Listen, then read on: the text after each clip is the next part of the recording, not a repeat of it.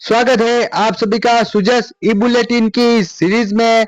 8 मई 2025 भारत ने पाकिस्तान के आक्रामक प्रयासों को बेअसर किया। भारत ने ऑपरेशन सिंदूर पर 7 मई 2025 को प्रेस ब्रीफिंग के दौरान अपनी प्रतिक्रिया को केंद्रित, संयंत्र और गैर भड़काऊ बताया था। पाकिस्तानी सैन्य प्रतिष्ठानों का निशाना नहीं बनाने का विशेष उल्लेख किया गया था। यह भी दोहराया गया कि भारत में सैन्य ठिकानों पर किसी भी हमले का उचित उत्तर दिया जाएगा। पाकिस्तान ने जम्मू कश्मीर के कुपवाड़ा, बारामूला, उरी, पूंछ, मेंढर और राजौरी सेक्टरों में मोर्टार और भारी तीव्रता के तोपों का प्रयोग करते हुए नियंत्रण रेखा के निकट अकारण गोलीबारी में तेजी से बढ़ोतरी की है। पाकिस्तान द्वारा की गई गोलीबारी के कारण 3 महिला और 5 बच्चों सहित 16 निर्दोष लोगों की मृत्यु हुई। भारत ने पाकिस्तान की ओर से मोर्टार और तोपों का अकारण गोलीबारी का उचित उत्तर दिया। भारतीय सशस्त्र बल पाकिस्तानी सेना द्वारा सम्मान करने की स्थिति में मामले को और अधिक न बढ़ाने के लिए प्रतिबद्ध है। वहीं पर भारत ने पाकिस्तान की गतिविधियों का उचित उत्तर दिया। पाकिस्तान ने 7 और 8 मई 2025 की रात ड्रोन और मिसाइलों द्वारा अवंतीपुरा, श्रीनगर, जम्मू, पठानकोट, अमृतसर, कपूरथला, जालंधर, लुधियाना, आदमपुरा, बठिंडा, चंडीगढ़, नाल, फलोदी, उतरलाई और भुज सहित उत्तरी और पश्चिमी भारत के कई सैन्य ठिकानों पर हमला करने का प्रयास किया।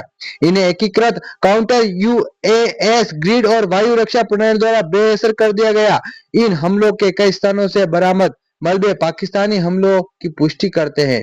8 मई सुबह भारतीय सशस्त्र बलों ने पाकिस्तान में कई स्थानों पर वायु रक्षा रडार और प्रणाली को निशाना बनाया। भारत ने भी पाकिस्तान की तरह उसी क्षेत्र में उसी तीव्रता से जवाब दिया। लाहौर में एक वायु रक्षा प्रणाली को निष्प्रभावी करने की जानकारी विश्वसनीय रूप से मिली है। वहीं पर बांग्लादेशी रोहिंग्या के निष्कासन संबंधी नए दिशा निर्देश जारी हुए। प्रत्येक जिले में विशेष टास्क फोर्स और होल्डिंग सेंटर की स्थापना सुनिश्चित होगी। राज्य के गृह विभाग एवं वर्तमान परिस्थितियों को देखते हुए सभी जिला कलेक्टर और मजिस्ट्रेट बांग्लादेशी रोहिंग्यों के निष्कासन संबंधी नए दिशा निर्देश जारी किए हैं। अतिरिक्त मुख्य सचिव गृह श्री आनंद कुमार ने बताया कि भारत सरकार के गृह मंत्रालय के पत्र में प्राप्त दिशा निर्देशों की अनुपालना में निर्देश जारी किए हैं। अवैध रूप से रह रहे बांग्लादेशी और म्यांमार नागरिकों की पहचान, निरुद्धीकरण एवं प्रत्यर्पण के लिए प्रभावी कार्रवाई हेतु प्रत्येक जिले में विशेष टास्क फोर्स एवं होल्डिंग सेंटर की स्थापना सुनिश्चित कराने के संबंध में दिशा निर्देश जारी किए। साथ ही मुख्यमंत्री श्री भजनलाल जी शर्मा ने कार्मिक विभाग की समीक्षा में बैठक में कहा, पारदर्शिता हमारी गुड गवर्नेंस का केंद्र बिंदु बनेगी। भ्रष्टाचार मुक्त सुशासन के लिए राज्य सरकार प्रतिबद्ध है। माननीय मुख्यमंत्री श्री भजनलाल जी शर्मा ने कहा कि राज्य सरकार आम जन को संवेदनशील, पारदर्शी और भ्रष्टाचार मुक्त सुशासन देने के लिए प्रतिबद्ध है। इस दौरान उन्होंने अधिकारी, कर्मचारी सरकार के शासन तंत्र की मुख्य धुरी है, जिनकी जन कल्याणकारी योजनाओं को आम जन तक पहुंचाने में अहम भूमिका होती है। ऐसे में कार्मिक पूरे समर्पण भाव एवं सत्यनिष्ठा से काम करते हुए राज्य हित को सर्वोच्च प्राथमिकता दे, ताकि अंतिम छोर पर बैठे व्यक्ति को योजनाओं को पूरा लाभ मिल सके। कार्मिकों की दक्षता वृद्धि के लिए प्रशिक्षण कराए जाए। इसी के साथ में कैबिनेट मंत्री श्री सुरेश सिंह रावत के प्रयासों से युवाओं को अवसर मिलेगा। जल संसाधन विभाग में कनिष्ठ अभियंता के 364 पदों पर होगी भर्ती।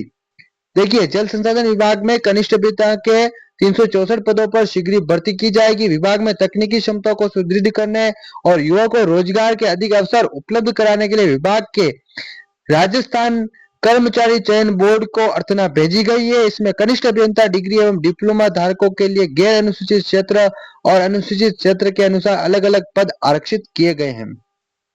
साथ ही इन पदों पर होगी भर्ती। गैर अनुसूचित क्षेत्र में कनिष्ठ अभियंता सिविल डिग्री के लिए 165 पद, कनिष्ठ अभियंता सिविल डिप्लोमा के 97 पद, कनिष्ठ अभियंता मैकेनिकल डिग्री के 4 पद और कनिष्ठ अभियंता मैकेनिकल डिप्लोमा के 10 पद भर्ती में जारी होंगे। मुख्यमंत्री श्री भजनलाल जी शर्मा के नेतृत्व में राज्य सरकार युवाओं को रोजगार के नए अवसर उपलब्ध करा रही है। वहीं आरएस भर्ती 2023 के साक्षात्कार का तृतीय चरण 19 से 28 मई तक जारी रहेगा। आरपीएससी ने राजस्थान राज्य एवं अधीनस्थ सेवाएं भर्ती 2023 के साक्षात्कार के तृतीय चरण का कार्यक्रम जारी किया है। अभ्यर्थियों को साक्षात्कार पत्र आयोग की वेबसाइट पर यथा समय अपलोड कर दिए जाएंगे। विस्तृत सूचना आयोग की वेबसाइट पर उपलब्ध है। उक्त भर्ती के तहत साक्षात्कार तृतीय चरण का आयोजन आगामी 19 से 28 मई तक निर्धारित कार्यक्रमानुसार होगा। साथ ही डिप्टी जेलर प्रतियोगिता परीक्षा 2024 आवेदन में 14 मई तक ऑनलाइन संशोधन किए जा सकेंगे। आरपीएससी द्वारा डिप्टी जेलर प्रतियोगी परीक्षा 2024 हेतु आगामी 8 से 14 मई तक अभ्यर्थी का नाम, पिता का नाम, फोटो, जन्म तिथि, जेंडर अतिरिक्त अन्य संशोधन ऑनलाइन किए जाने का अवसर दिया गया है। एनालिस्ट कम प्रोग्रामर परीक्षा 2024 का आयोजन 20 अगस्त को होगा।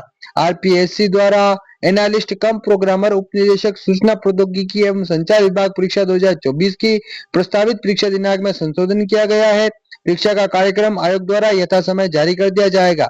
संशोधित कार्यक्रमानुसार उक्त परीक्षा का आयोजन अब आगामी 20 अगस्त को किया जाएगा। पूर्व में इस परीक्षा का आयोजन 17 अगस्त को किया जाना प्रस्तावित किया गया था।